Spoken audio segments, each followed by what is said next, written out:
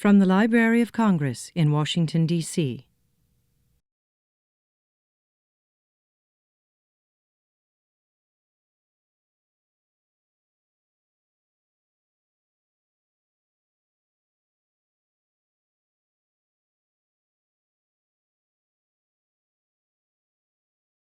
Hi, my name is Mary Lou Reeker, and on behalf of the Kluge Center and the Office of Scholarly Programs of the Library of Congress, I want to welcome you all here today to a presentation by Dr. Suk-Young Kim entitled For the Eyes of the Dear Leader, Fashion and Body Politics in North Korean Visual Arts. After earning her MA from Korea University in Russian literature, Suk-Young Kim embarked on an academic adventure that has earned her not one, but 2 PhDs. In 2001, she earned her first PhD in Slavic languages and literature from the University of Illinois, Chicago. And in 2004, she earned a second interdisciplinary PhD in theater and drama from Northwestern University. Along with that, she also earned a certificate in gender studies from Northwestern. That's pretty impressive. In addition to the 2006-2007 John Kluge Fellowship that brought her here to the Library of Congress, Dr. Kim has won numerous other fellowships, grants, and awards, and published her own work in both Korean and her own work has been published in both Korean and English. And she has translated from Russian to Korean 2 of Dostoevsky's short stories and an article entitled The Semiotics of Time and Space, and perhaps others I'm not even aware more recently. Suk-Young has spent the majority of her time here at the library doing research in the Asian division and in motion pictures. She originally proposed to turn earlier research into a book that compares and contrasts how the visual culture, theater, film, photos, and paintings of the People's Republic of China and the Democratic People's Republic of Korea appropriated and reinforced traditional Confucian patriarchy in establishing social order and national identity. And that manuscript has turned into 2 books, one complete and one near completion. And we applaud you for that. That's quite an accomplishment. Today we will sample a small bit of Dr. Kim's findings regarding social order and national identity in Korea as it manifests itself in the visual culture of fashion and politics. Hers is a unique topic that touches today's politics and very weighty issues of state.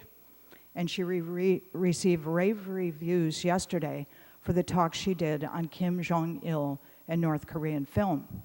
However, personally, I am very curious to learn today what Suk-Young's findings will teach us, perhaps by contrast, about haute couture and Hollywood.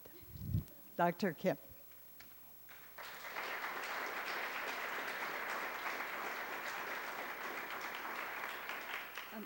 Thank you, everyone, for coming, especially for those who came yesterday. This is what I mean by collegiality at the Library of Congress and in DC community in general. Thank you very much. I've encountered so many incredible individuals throughout my stay at the Kluge Center. I had more contacts with a few individuals that I'd like to thank. So if you're left out, it's not because I don't appreciate your presence, but it's just because I didn't have enough time to get to know you. I would like to thank Carol and Mary Lou for providing such a warm environment. You were like surrogate mothers for me, away from home and away from family. And among fellows, I'd like to thank Michael Schiltz, he's here, and Toby Meyer-Fong for being so patient with sometimes my outbursts of frustration and being there to listen to my ideas and share incredible projects that you are pursuing. All the librarians that I encountered were extremely helpful, especially Zoran from Motion Pictures Reading Room, Sonia Lee for compiling such massive materials for scholars who are interested in North Korean studies, and also Paul Park, who sometimes even cut off his lunchtime to bring materials to my own carol. So I'm incredibly appreciative of their efforts. I was struggling to find the right entryway to my talk for today. And while I was thinking about what is the best way to really introduce the intersections of fashion and politics to the public, I ran into this headline over the weekend, which many of you might have encountered, that fashion is never innocent.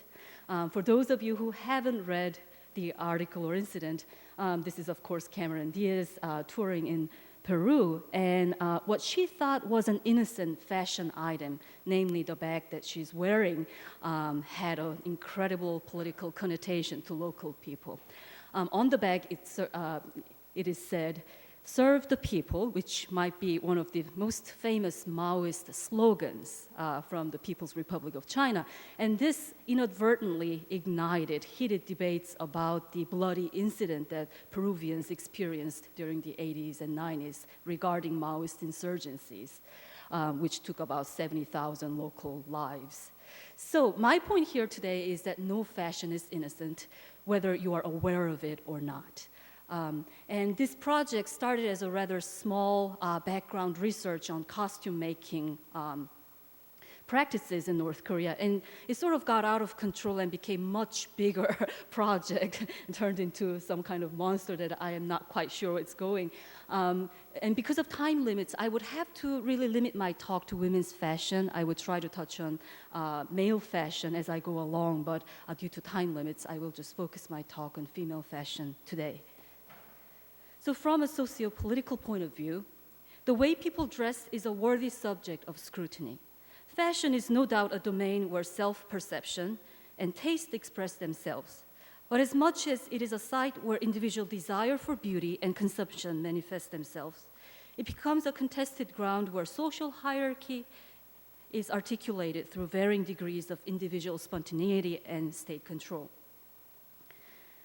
This presentation explores the ideal female body in North Korea by examining women's fashion as captured in a variety of visual media, such as stage productions, films, magazine illustrations, and paintings. My aim here is to explore how this new idealized vision of women was produced and consumed in North Korea from the 1960s to the present moment.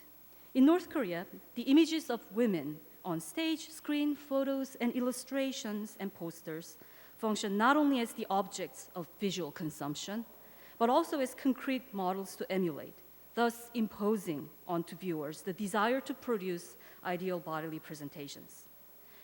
Examining the dress codes of female protagonists on stage and screen illuminates how the North Korean state set out to craft ideal female bodies as constantly negotiating revolutionary masculinity and traditional femininity.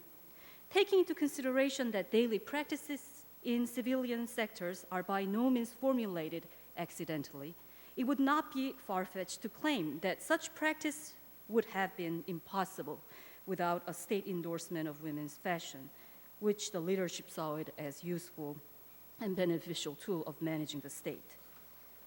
So in this talk, I would like to point to 3 stages of fashion development in North Korea. Hanbok, which is the traditional dress of the 1960s, and promotion of military uniforms in the 70s, and more kind of discursive fashion practices in the 1980s. And if you are here, as time progresses, it gets more and more interesting. So even though the first part might be a little boring, please stay around, because the 1980s will be quite an interesting period for us to really investigate the discursive fashion practices here. I want to point out that promotion of these specific fashion codes were not just done sequentially, but also different types of fashions also existed in 60s and 70s. But there was visible tendency for North Korean state to promote certain dress types for each decade. And this obviously has a very deep connections with social reforms and mobilization of labor. So I will try to touch upon those sectors as well. So let's start with the 60s, the traditional dress code. With the success of post-Korean War reconstruction efforts, Beginning from the 1960s, the North Korean leadership had a chance to view the importance of fashion as a marker of a new socialist state. And this is quite interesting because why traditional dress of all dress codes to promote new socialist identity? Fashion became an instrument to mark historical periods which separated past and present. The way people dressed under the oppressive feudal culture of the past, especially during the colonial rule, and the liberating socialist culture of the present featured irreconcilable differences in the North Korean imagination. On November 16, 1961, Kim Il-sung gave a speech at the National Meeting of Mothers, and I quote, "In the past, there were more than few women who went around dressed to kill and wearing fancy hats. They remained isolated from the masses and created great rupture between working classes and this oppressive fashion practices of the past. These women have been removed from their posts, and the ranks of the women's union cadres have been built up with party nuclei who are firm in their class position. This, I think, was a very corrective measure," end quote. Kim's remark sorts out the corrupting element within North Korea as remnants of the pre-North Korean colonial stage. The increasing stability North Korea achieved in the 60s created an occasion to look at its internal descent and gauge the standards of bodily correctness predicated on fashion. In the same speech, Kim Il-sung inscribed correct ways of life which were symbolized in fashion codes. Quote, "How can women's union work be conducted by the so-called enlightened women if they are ignorant of the factory and rural life and only know how to apply makeup and hair colors? To tell the truth, it is not so essential to have curly hair and wear pretty clothes. And neither are these things difficult to learn. Even rural women can learn these things easily once they are taught," end quote. So an alternative to the corrupting feminine bodily practice of the past was designed in an old-fashioned mold. The traditional Korean dress called hanbok became the new signature dress code for North Korean women of the 60s.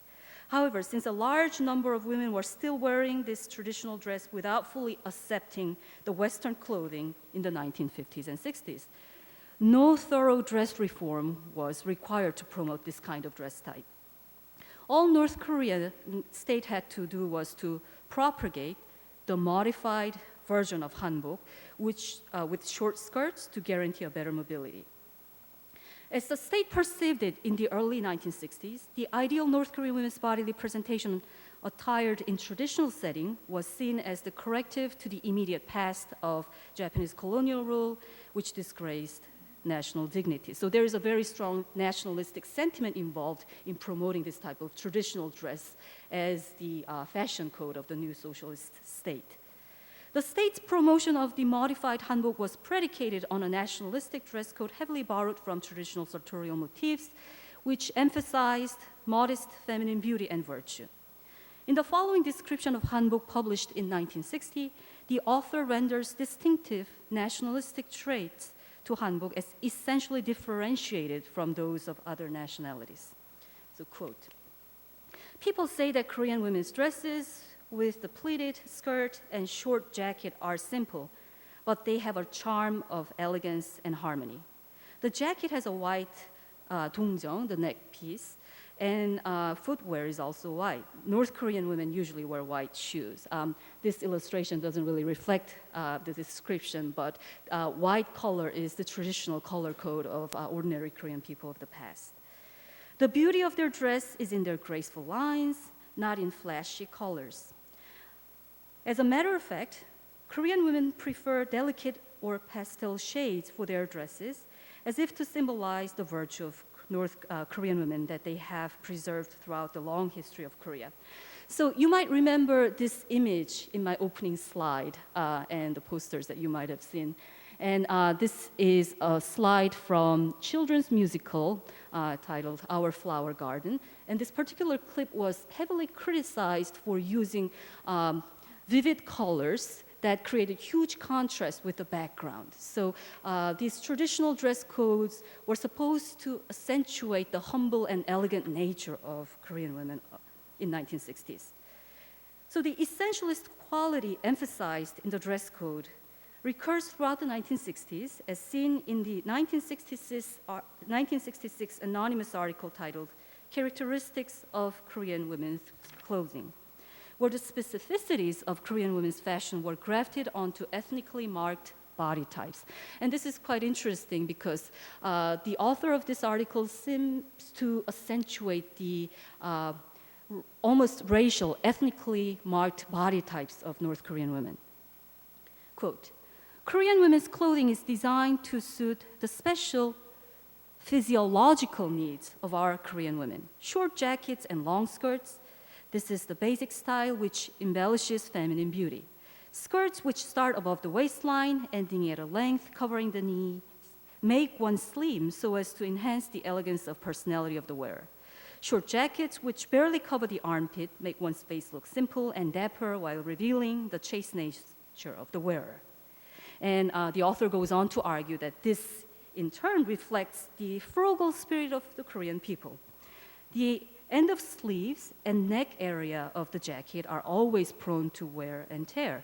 And by using different cloth and color for these areas, as you can see in these illustrations, one does not have to throw away the whole jacket because it is possible to retain the distant part of the jacket while replacing the old part with new cloth, end quote. So the explanation first takes the corporeal distinction of North Korean women as a primary factor for shaping hanbok into certain design patterns, which in turn reflect some essentialist characteristics of Korean people. So clothing here transcends the material level so as to mark distinctive national traits and become a conduit which connects the ethnically distinctive body types with essentialist national characteristics of Korean women. The modest beauty of hanbok, which was repeatedly emphasized in the above quotation, was seen to negotiate different values and sectors of national life. The August 1960 issue of North Korean Women, that's the magazine cover, featured a collage of photos featuring smiling North Korean women wearing hanbok. In the background are factory chimneys and a tractor on a farmland. And of course, these are very distinctive symbols of socialist reconstruction. So how do we understand the juxtaposition of these very traditional dress types posing in front of this typical socialist background? This traditional women's look, which is usually identified with the domestic space, was brought to the front line of industrial and agricultural production, the very heart of socialist reconstruction. The juxtaposition of what seems to be incongruous elements of tradition and modernity marks hanbok as the dress of the Korean women under the new nation.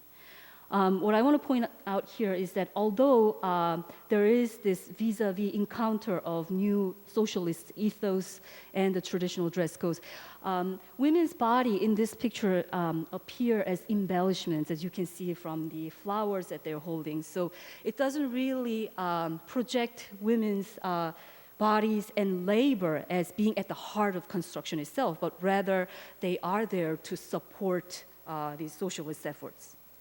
And the same sentiment carries out throughout North Korean visual culture of the 1960s.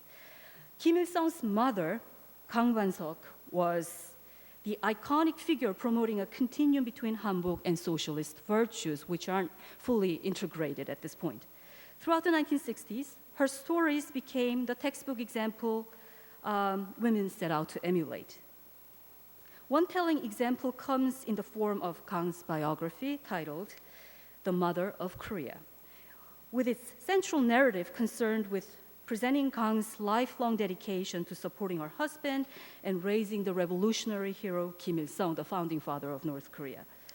The narrative unambiguously promotes her as the model mother for all Korean women to emulate. In this biography, Kang appears as a skillful and hardworking girl from a poor household. According to the story, she displayed a precocious gift for weaving and spinning, like some Greek mythological figures. creating a superhuman aura about her sartorial talent. So I quote from her biography. In the evening, she used to spin together with her mother. She had learned to spin when she was a child, and now she could also weave. She did not just imitate others. Watching them working, she tried to work even better. Far from being satisfied with the results of today, she strove to achieve perfection tomorrow. She worked with such dexterity and skillfulness that all her movements seemed easy and graceful. Everything she made was extremely durable. She weaved so skillfully that the neighbors used to say, "Her linen is as soft as silk and as beautiful as embroidery," end quote. So of particular interest in this passage is that even as a young girl, Kang is portrayed as a producer of fashion material than consumer of women's fashion. And I think this is a very important thing about North Korean fashion and its presentation, because when we think about fashion, we tend to associate with female, often flaky practice that's deeply embedded in consumerist culture. But in case of North Korea, fashion is always closely tied with the production rather than consumption. So as shown in Kang's example, merging ideal motherhood with the ability to produce was an enduring view of the North Korean leadership throughout the 1960s and 70s. Numerous statements made by Kim Il-sung testify to the fact that domestic skills of nurturing and providing for the family were seen as social virtue, posing women as the useful member of the society. Such assertion was tied to the rhetoric of fashion indicating women's stance within the society. The sartorial discourse is often merged with the state's official stance of glorifying production rather than consumption, although that production was confined to the domestic sphere. North Korean leadership seemed to have perceived the notion that women's domestic labor was a foundational aspect of the national economy, but nevertheless subservient to male labor, which was performed in public sphere, as can be seen in the following speeches by Kim Il-sung, and I quote from him. Women play a very important part in their homes, and their mentality as housewives greatly affect their families. At home, even men are influenced by their wives in no small measure, to say nothing of the fact that children are influenced by their mothers. If women with obsolete ideas grumble over food and dress at home, asking their husbands to buy them this or that, even men are obliged to be distracted by these things and gradually become greedy, end quote. The national project to foster women as reliable housekeepers, as seen in the aforementioned speech, foremost concerned the domestic discipline that involved the bodies of family members. But it also had real repercussions in life, that there was a concrete need to produce efficient clothing for women for domestic work. Vis-a-vis hanbok, the traditional Korean dress, simple and modern clothing was promoted to meet the needs of women's labor at home. Nevertheless, these new clothes for domestic labor still retained distinctively feminine traits that marked women's body as women belonging to domestic sphere. And this creates, I think, a huge contrast when we compare it to the PRC of the same time, where you cannot really distinguish what is men's clothes and women's clothes. And in this case, we cannot really argue for this pan-socialist culture, and we have to really take local specific concerns into our research.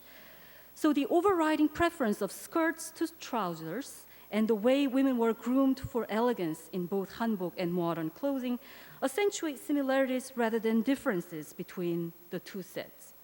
Both paradigms of clothing stamp women's bodies as being firmly situated within the domestic realm, devoid of any hint that these delicately adorned bodies have any direct participation in nationalist reconstructions and achievements. So I will move on to the second part, which is the promotion of military uniforms in the 1970s in North Korea. However, the national project to embrace women as useful members of society did not confine the ideal dress code for women within the domestic sphere, and things start to change a little bit in the 70s. Paralleling this notion of women as domestic workers was that they should participate in industrial and military efforts to resist colonial powers and defend the liberated motherland through hard labor and military tactics. Although the idea had existed since the beginning of the North Korean state, starting from the mid-1970s, there was a tendency to actively promote women in both domestic and public realms. For example, in 1974, at the 4th Congress of Democratic Women's Union of Korea, Kim Il-sung gave a speech titled On the Revolutionization and Working Classization of Women, which emphasized the importance of women's labor. And I quote from his speech: "The revolutionization and working classization of women is of great significance, not only in revolutionizing and working classizing half the population, but also in revolutionizing their homes," end quote. Kim's speech coincides with a time when women were actually consolidating their position among the indispensable workforce within North Korea. By the mid-1970s, women had already made up half of the workforce. As North Korean specialist Helen Hunter points out, quote, "In 1947, only 5% of industrial workers were women. By 1949, the number had jumped to 15%. The time, and of course, when the promotion of military uniforms was carried out in the 70s, we already have realities in the society which really have incredibly active female working force. Although the female labor wasn't as valued as male labor at this time, at least in terms of percentage, women were already contributing to North Korean production to a significant degree. So to extol the values of female workforce, visual media promoted the images of working women in all spheres, but most notably, military women occupied the crux of glorifying female labor force in North Korea. Negotiating dual values of feminine hanbok and masculine military uniforms, positioned at the opposite ends of sartorial spectrum, feminized military uniforms were devised in order to mark fluid identity of the North Korean women. So although military uniforms were promoted in the 70s, they were presented as negotiating both spheres of masculinity and femininity, combining skirts with some of the military outfits that we usually imagine in North Korea. So military uniforms mark women's entry into social and economic structures, but at the same time, their feminine shapes were a constant reminders of different positions between men and women in the public sphere. Military skirts were adopted to mark women's subservient position in relation to their male comrades, with a purpose of confining the parameters of women's role. On a surface level, military uniforms on women may be seen as creating a sense of gender equality or marker of privilege. But more importantly, I argue that these feminized military uniforms mark women's body as state properties and an essential part of social routine in both everyday life and in visual media. Uniforms become a visual claim about the body's political affiliation and determination to go through the discipline that the state imposes. The fashion code of the North Korean military uniform therefore signifies less empowerment than regulation by discipline. Kim Jong-suk, who is Kim Il-sung's birth mother and first wife of Kim Il-sung, appears in the visual media as the quintessential figure marking the transition from hanbok to military uniform. Through various sketches from biographical episodes, as you see here, her corporeal presentation gradually marks the transition from hanbok of the domestic realm to military uniform of revolutionary space. This shift in dress codes seems to reflect how North Korean society cast her in a dual role of a traditional homemaker and revolutionary fighter. That as soon as she became familiar with, and I quote from one of her biographies, as soon as she became familiar with the revolutionary ideology, she never left Kim Il-sung's side and assisted him in various capacities, such as seamstress, cook, nurse, and shooter in his anti-Japanese revolutionary struggle, end quote. So if Kang Ban-seok, who is Kim Il-sung's mother and Kim Jong-il's grandmother, was the Korean mother who epitomized North Korean women's virtue within the domestic realm, Kim Jong-suk became the archetypical model of the 70s who negotiated domestic activities with the public, which included military struggle. Such a transition is visibly marked by the sartorial transformation from traditional hanbok to modern uniform. In 1981, an anonymous article was published in a women's magazine which emphasized women's needs to fulfill the binary duties within the domestic and the public.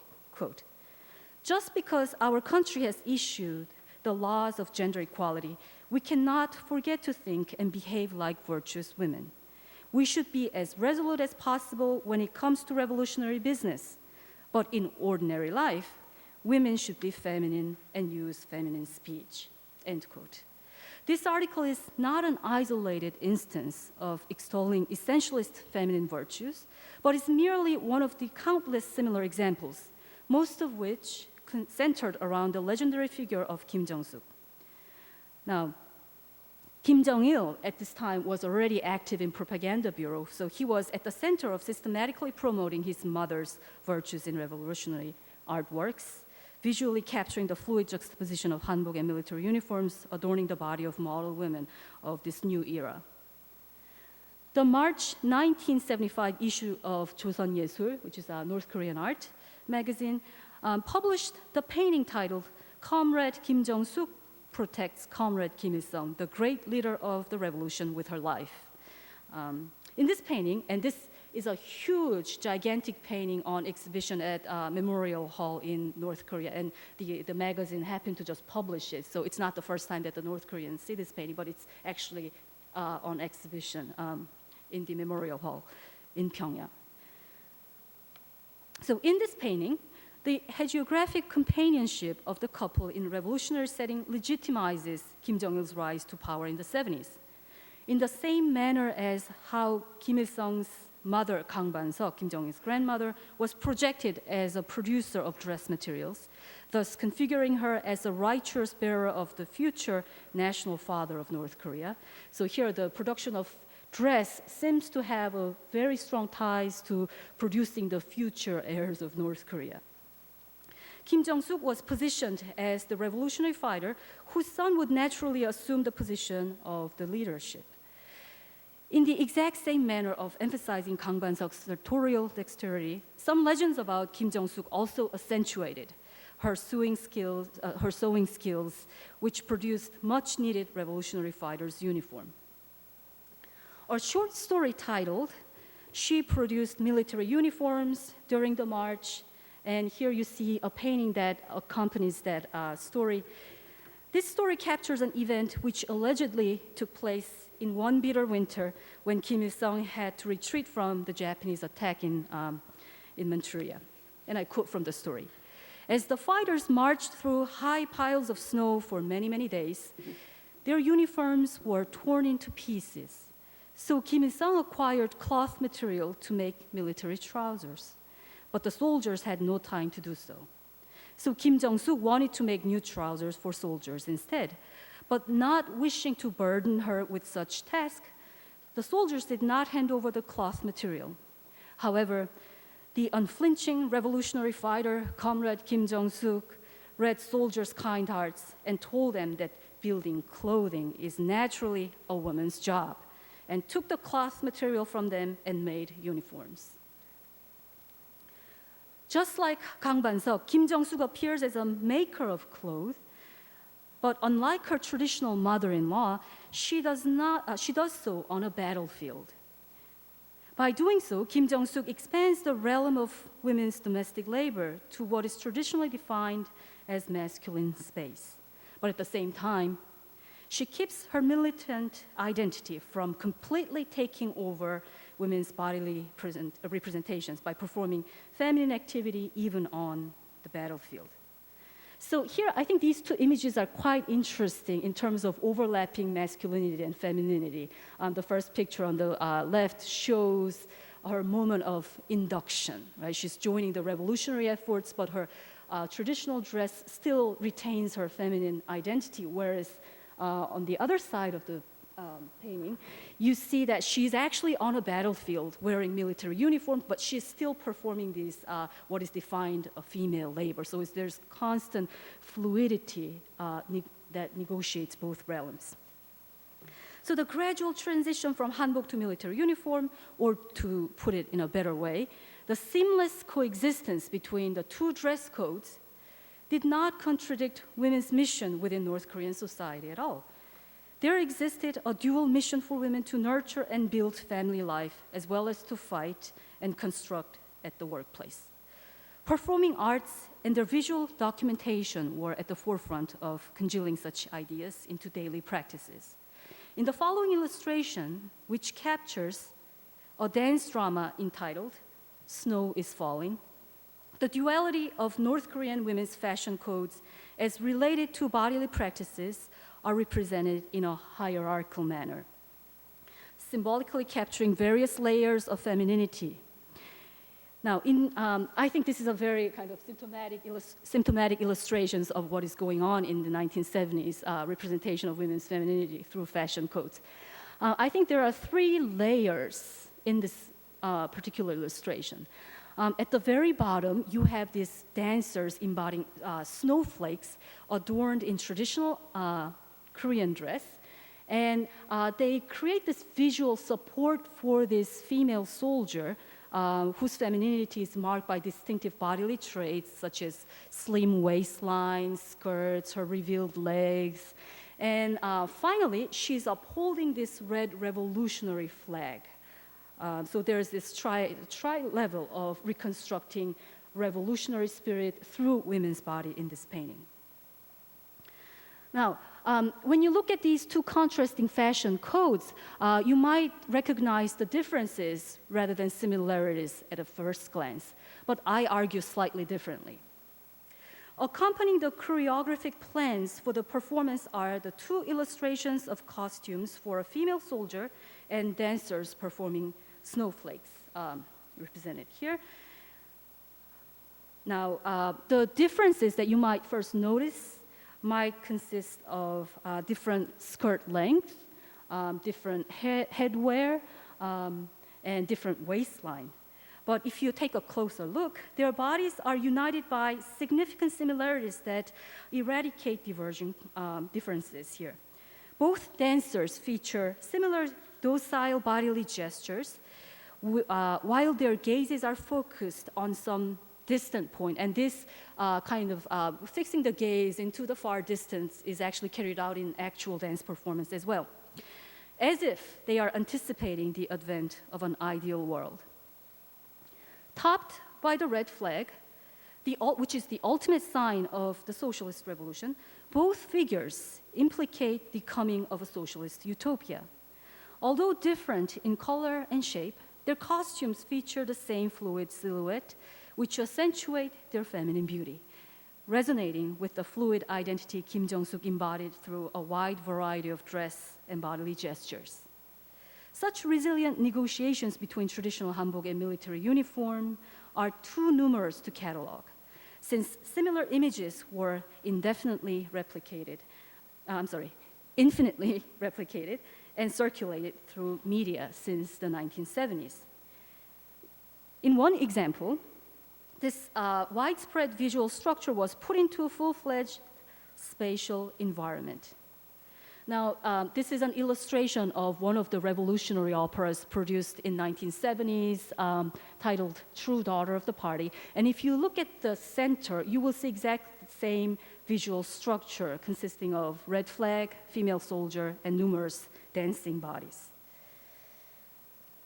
The two images from Snow is Falling and the True Daughter of the Party are unmistakably identical in their visual composition and verisimilitude. And note that one is simply a dance performance and another is a full-fledged musical or opera. So the two images from, once again, a female soldier is carrying a red flag of revolution in both instances, and they are supported by these numerous dancers. But I think there's a huge difference in both illustrations. That here, if you look at the right side, you have a very specific description of the space in which these bodies are situated. Unlike on the left side, where the vision of utopia is only implicated through their gazes. So here, what is also important in the right side is that there is a red sun, which is also a very significant symbol of the leader himself. So the red sun, without any exception, always signals the presence of the great leader Kim Il-sung.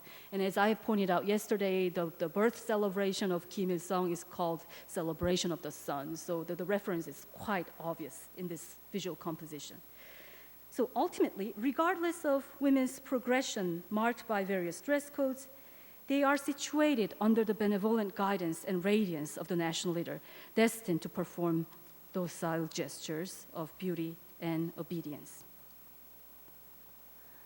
Here you see an actual aerial photo of Pyongyang, and some of the architectural details are quite I can't find my cursor, but quite closely replicated. If you see that kind of palace structure in the photo, it is exactly implanted in the illustration of the opera. And the actual opera set has the same visual backdrop. So the advent of utopia, which was implicated in the dance performance, actually is visually, concretely manifested through the spatial structure of Pyongyang.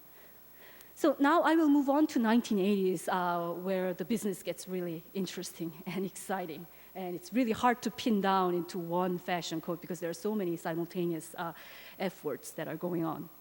If the fashion discourse of the 1970s was predicated on the fluid continuum between military uniform and hanbok, the 1980s saw a much more discursive sartorial landscape due to various factors, such as diversifying the textile industry, and this industrial condition really becomes a huge factor in shaping women's clothing because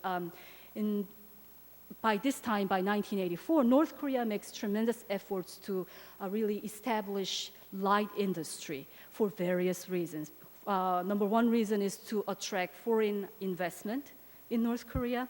The second reason might be to vitalize the domestic consumption because North Korean industry always has put so much emphasis on heavy military industry up to this point.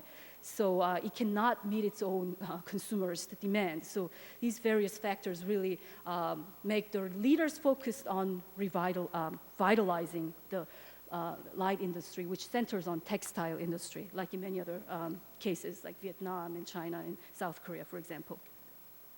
So when Kim Il-sung declared in 1982 during the Supreme People's Assembly that, quote, sleeveless shirts with low neckline do not contradict the socialist way of life, he was fully aware of the fact that exposure of the body, especially female body, can take an open expression of sexuality. And this is really an interesting part of the fashion discussion in the 1980s.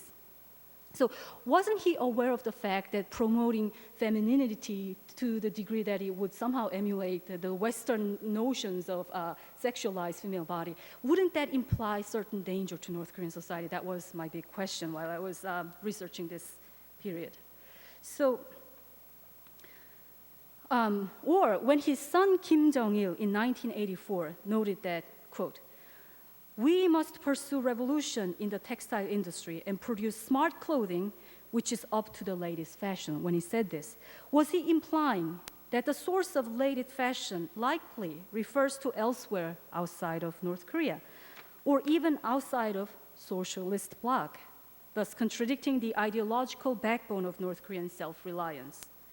Just like the former East Germany and the countries of the Soviet bloc sent their officials to capitalist fashion centers to attend fashion shows and industrial exhibitions, the North Korean officials seem to be setting their eyes at the Western standards to catch up with the latest fashion modes, which would diversify the binary dress codes based on traditional female garment, including hanbok and other clothing for domestic labor and military outfit.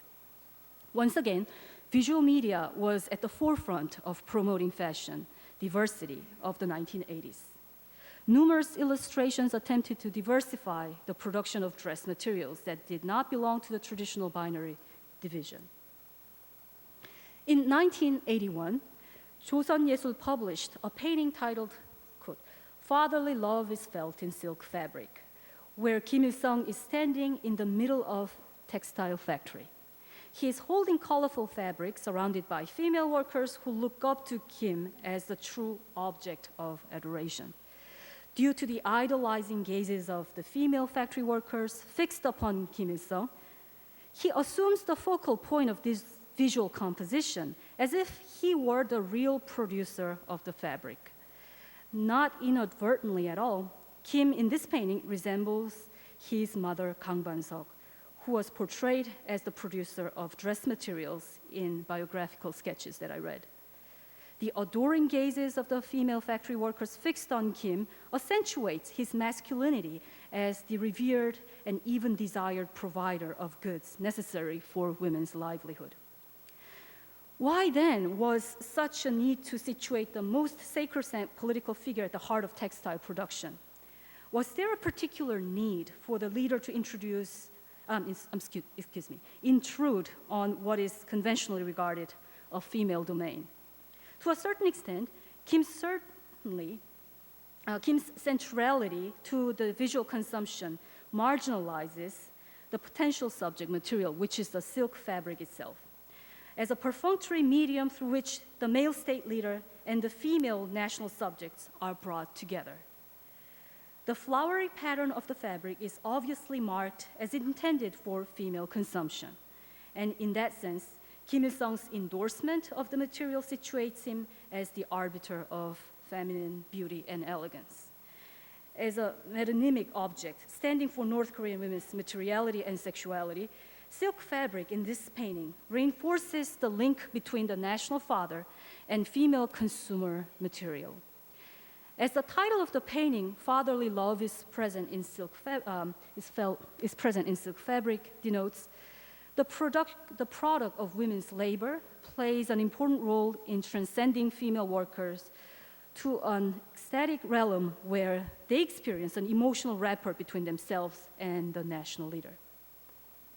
In the process, female labor, which brings the workers closer to the national leader, becomes an aesthetically valued object.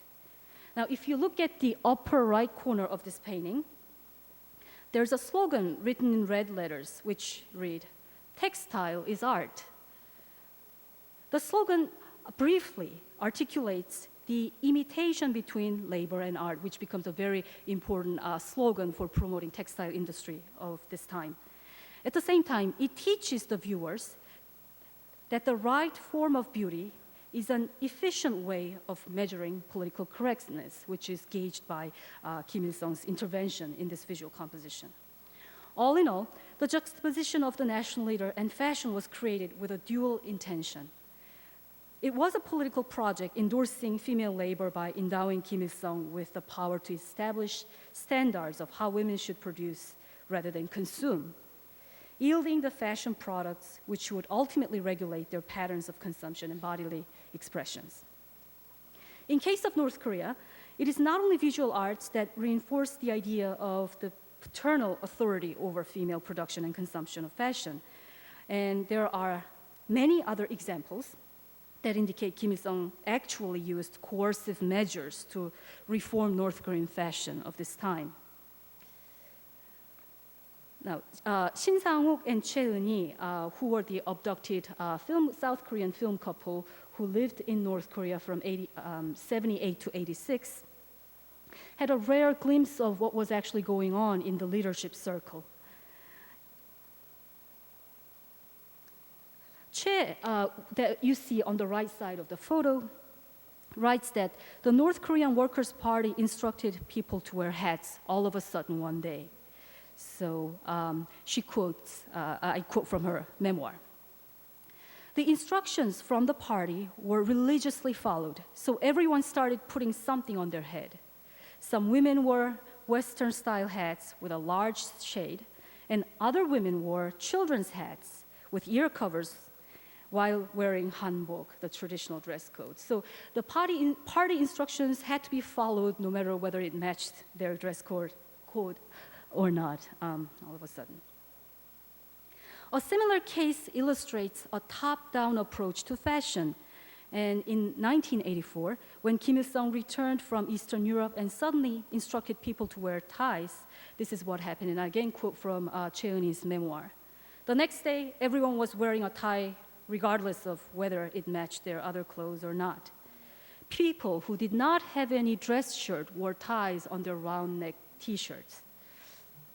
Since then, party members and office workers put aside their Mao suits and started to wear ties at work. But Kim Jong-il still insists on wearing a Mao suit. As you can see from here. There are various speculations as to why this is so, because truly, if you look at the visual representations of these father and son leaders of North Korea, the father tends to prefer Western style suits, quite fashionable, as you can see on the left, whereas Kim Jong-il is quite insistent upon wearing Maoist military suits. And some have speculated that, I don't want to get into this psychiatric reading of the leader, as I said yesterday, but I think this explanation is rather convincing that Kim Jong-il is the nominal leader of the North Korean military, but he does not have any actual experience of serving or commanding the military. So in order to compensate for his lacking background, he insists on these military-style suits. I mean, this is rather a psychiatric reading of why things are done in the way it is, but I think it is convincing to a certain degree. Just for your reference, Kim Il-sung, who is on the left, seems to be more secure about his military background because he was actually the guerrilla leader of anti-Japanese resistance movement in Manchuria before he returned to North Korea in 1945. So these two leaders, while exhibiting very distinctive fashion codes themselves, they all emphasize that North Korean women should wear, and not only women, but men should also wear various fashion items and clothing. So the North Korean leadership's interest in elevating the standards of fashion, especially women's fashion, manifests itself well in a photo of a father and son during the 1988 fashion exhibition in Pyongyang. While attending the exhibition, Kim Il-sung noted, quote, "If there is a gathering of 10,000 people, they should all be dressed diversely according to their own taste," end quote. Kim Jong-il also echoed his father's sentiment, quote, "We must increase the production of clothing. We should efficiently manage clothing factories so that they produce various sorts of clothing catering to the taste of our people. We must open many tailor shops and train more tailors and seamstresses so that people can obtain appropriate suits according to seasonal changes," end quote. Paralleling the ideas expressed in this statement, in the photo published in Joseon Yeosung in 1988 that you see over here, the two leaders of North Korea are inspecting women's red high heels on exhibition with other sorts of shoes. Now, produced in domestic factories, these flamboyant red high heels embody the livelihood of the North Korean people. But at the same time, they also become conduits through which the national leaders endorse certain types of femininity. Just like the aforementioned painting in which Kim Il-sung endorsed colorful fabric and thereby established himself as the arbiter of female beauty and regulator of their bodily practices, both Kims in this photo established their stature as endorsers of the production and consumption of female fashion goods. Kim Jong-il's interest, shown in the photo, is often paralleled by numerous writings throughout 1990s. For instance, in a 1990 speech entitled "On the Revolution of Light Industry," Kim Jong-il claimed, and I quote, "Shoes are absolutely necessary consumerist items for North Korean people's daily lives. As people living standards keep rising, there is a growing demand for shoes. We must improve the quantity and quality of shoes productions so that we could produce massive amount according to gender, age, season, and profession. We must concentrate on the production of a large quantity of leather shoes and winter shoes, especially women's long neck boots, high heels, sandals, and guarantee that there are enough workers' shoes as well. We must produce at least, and I'm not sure if this figure is correct because this is quoted in South Korean publication, but Kim Jong-il said, we must produce at least 120 million pairs of shoes every year. I have to double check this, but it's quite astounding that leaders keep issuing these kinds of fashion statements very consistently throughout history of North Korea. So the diverse kinds of shoes cataloged in this speech showcases the fact that Kim Jong-il was as concerned with beauty as well as utility of these items. Fashion in this sense is not simply placed in the conventional domain of female consumption, but rather belongs to the fluid production-consumption continuum, which seamlessly links labor with art. In the 1993 film Urban Girl Comes to Get Married, which was briefly introduced yesterday, reinforces the aforementioned ideals of the state leaders equating fashion with people's livelihood. This film is about a young fashion designer girl whom you see on the stage explaining what's going on in fashion show. And she lives a very glamorous life in Pyongyang as a fashion designer. But later on, she gives up her job and urban lifestyle to marry a country boy who is a model farm worker. In the end, so I will show you a short clip of her, her activities in Pyongyang as a fashion designer and move on to the description of the film further.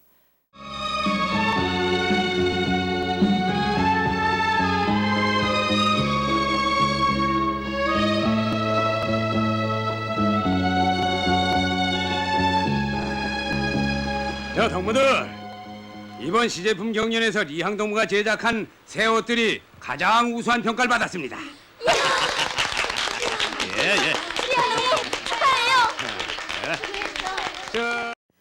At the end of this film, this urban girl goes back to the countryside where she volunteered to do some farming work and where she fell in love with this country boy.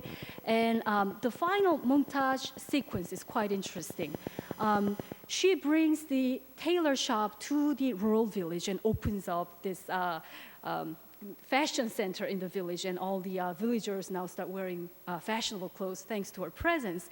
But that kind of fashion scene is immediately followed by the cornfield, the animal farm where you have livestock that produce. So this constant juxtaposition of fashion as consumption and agricultural production are put together face to face. What then is achieved by the urbanization of rural women's fashion in this particular movie? In a broad scheme of things, it reinforces the obvious urban-rural divide, which privileges the former as a model to emulate. And this is particularly interesting and reveals to a certain extent the spatial hierarchy of North Korean territory. In a way, the urban standards are accepted without any critical filtering, and it is taken for granted that the city people should teach the country's people as well. But the flip side of that story is that urban people who are so fashionable and live this very chic lifestyle should also always be hardworking producers, just like farmers. So the message works both ways. So likewise, the bodily presentation embodied in the newly arrived urban girl imposes superior body politics onto rural women who should be enlightened and cultivated by the urban standards, which by no mistake is the space associated with the sacrosanct national leaders. In this light, the urban girl becomes the fashion evangelist, spreading the nationally recommended fashion, which is in turn endorsed by the leader, and the urban space is actually the leader's creation. So that's how the spatial hierarchy works vis-a-vis fashion hierarchy. So the urban girl becomes the fashion evangelist, spreading the nationally recommended fashion standards and behavioral norms which accompany this new mode of fashion. And finally, there have been very interesting fashion practices which particularly involve the presence of South Korean factories. special economic zones, such as Kaesong, are hosting foreign investments, including South Korean textile factories. And there are numerous North Korean workers who work for these South Korean companies. And I heard that this has some sort of impact, but I haven't set out to do intensive research yet because this project is just growing and growing and growing. So finally, I would like to wrap up my talk by showing you one film clip that was made in the late 1990s. The video was released in 2001, but I'm not sure when the actual movie was made, but I assume that it's 1990s. It shows the North Korean efforts to boost up textile industry and facilitate the production by computerizing the whole production process. So you see the end of the film where the workers are celebrating how textile industry was updated by this newest computer technology. So.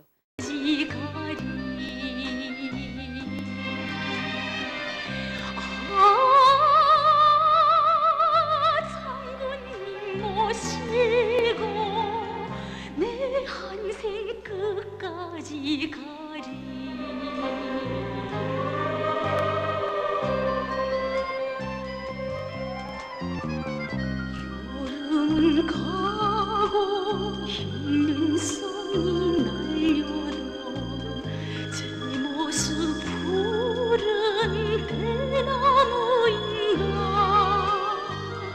일편단 심상군님을 지켜 그 품에 영원히 살리.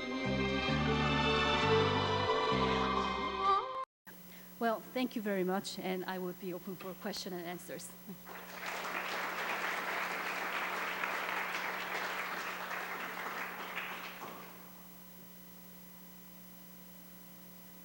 Yes. Well, I can't answer that question, but the father seems to be taller than the son.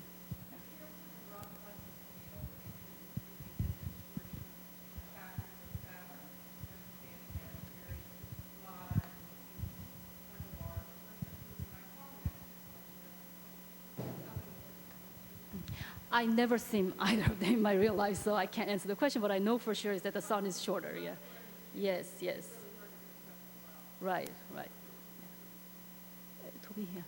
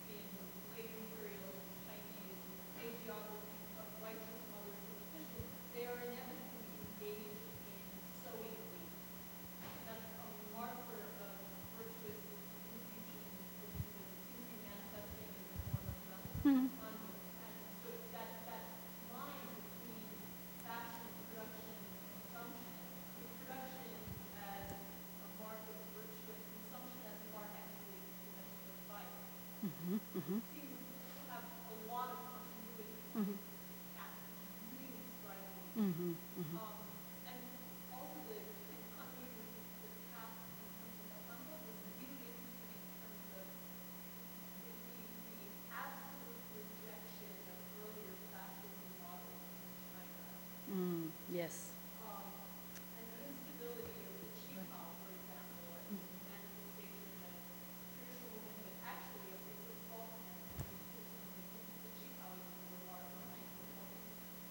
Right.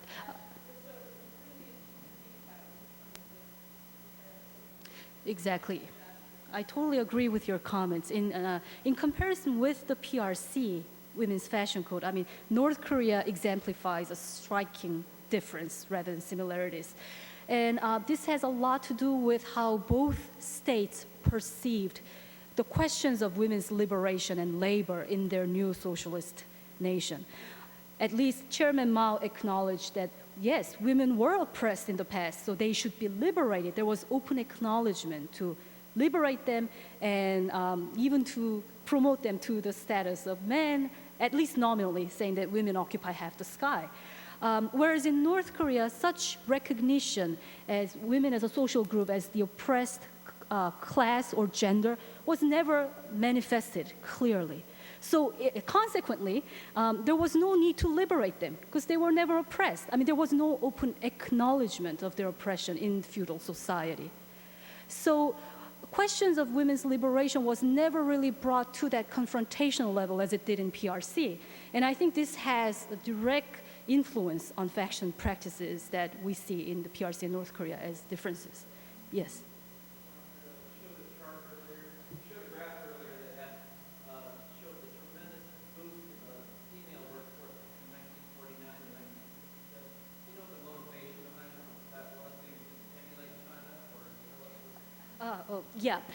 There is concrete reason for that, and I just had to focus on fashion, so I just kind of skipped that out. But North Korea was trying to emulate Chinese model of Great Leap Forward called 천리마 운동. 천리마 is the legendary horse that can fly so fast, so they wanted to excel in production in terms of speed and catching up with the other socialist countries like PRC. And in the process, tremendous labor force had to be brought into this realization of 천리마 movement. And that's one very clear reason why women had to contribute their labor to social production. But at the same time, kinds of labor that they provided cannot be equally treasured. The female labor wasn't equally treasured by the state as it was in relation to male labor. During my interviews with some refugees, I noticed that especially when one belongs to a leadership class, most of their spouses did not work. Or even if they worked, it was rather very nominal way. They contributed their labor through some leadership positions, but it wasn't strictly related to the production itself. So I think we should not be misled by the figure itself, that although women's labor occupied 50% of that time, it doesn't mean that their labor was as significantly considered by the leadership.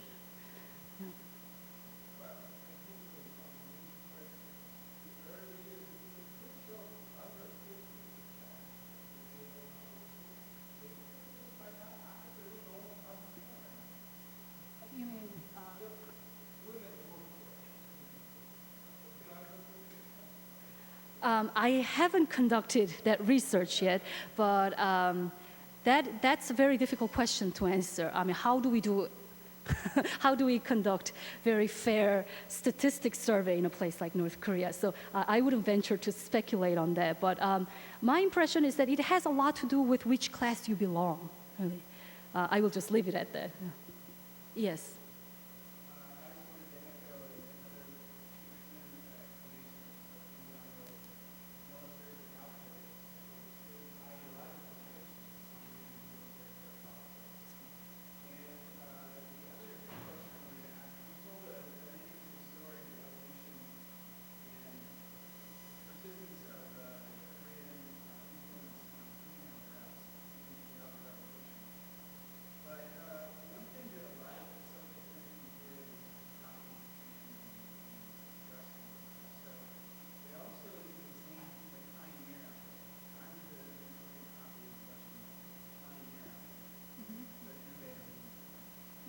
So as I said, I mean, this promotion of certain fashion type wasn't the only clothing that women were wearing. I mean, there were other available fashion choices, but you see the visible promotion of hanbok in this period.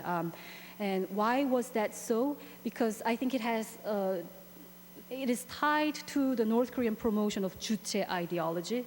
Juche ideology is ideological orientation that North Korea promoted, roughly translated as self-reliance, that they wouldn't necessarily follow the directions or guidance of any other outside forces, but they would create and run a self-sufficient country in all aspects of life. So in that sense, hanbok as a nationalistic traditional dress code really worked well into the promotion of Juche ideology. But it does not answer the question of why only women had to wear traditional dress. I mean, we've seen a lot of female bodies putting these traditional fashion codes, but it is not the case with male bodies, for example. So why is that? That's a interesting questions to investigate. And I've come to some kind of preliminary conclusion myself that it again has to do with how North Korea valued male labor more than female labor in this case. Because when they say that if North Korea wanted to all of a sudden promote these military figures in visual media, there were a lot of those, but I don't think it just overtook the femininity as it did in case of PRC.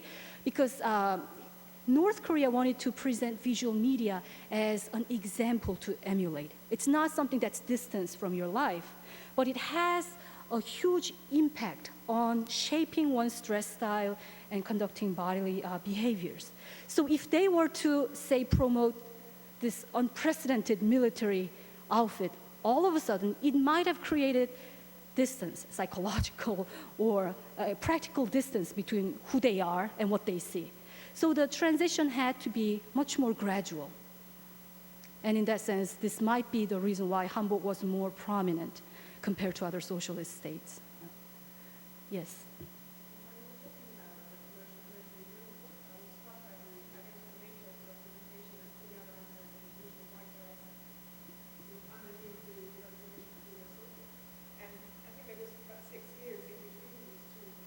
Mm-hmm. Mm-hmm.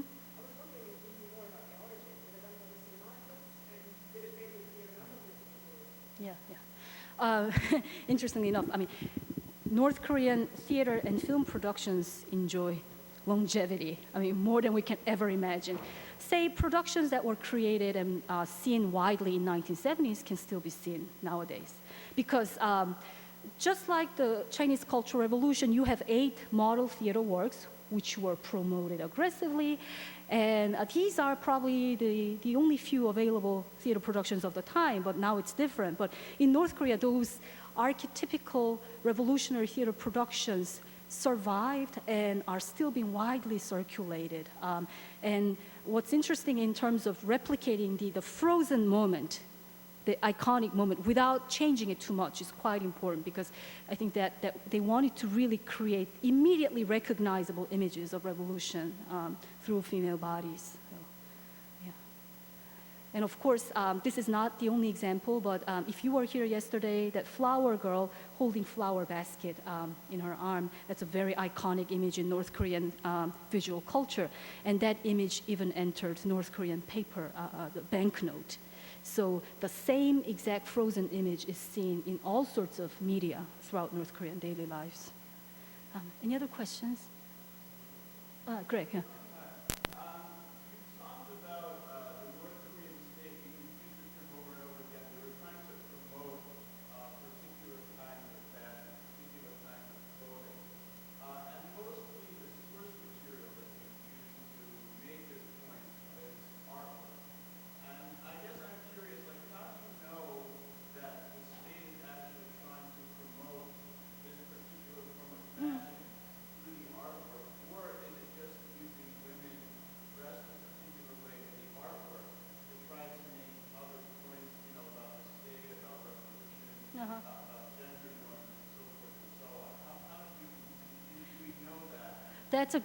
That's a great question. This was part of the introduction, but I had to cut it out because it was too long. Visual media is not simply for visual consumption or for decoration or whatnot, but it has very close ties with everyday practice. What do I mean by that? As I exemplified yesterday through film clips, those films are not simply shown to entertain people.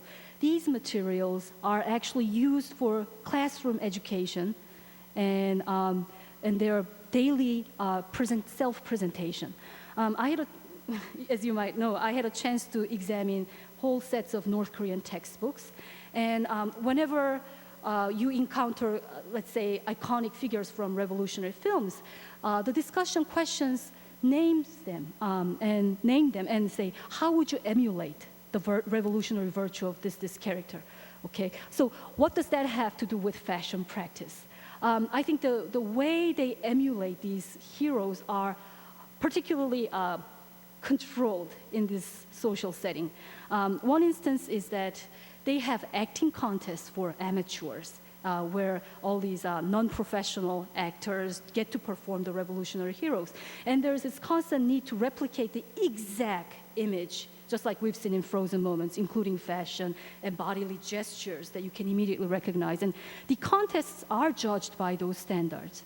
So films, visual media are tied to state policy, not in subsidiary way by any means, but I think these are really essential tools to propagate the exactly recognizable images for people to emulate. Yeah.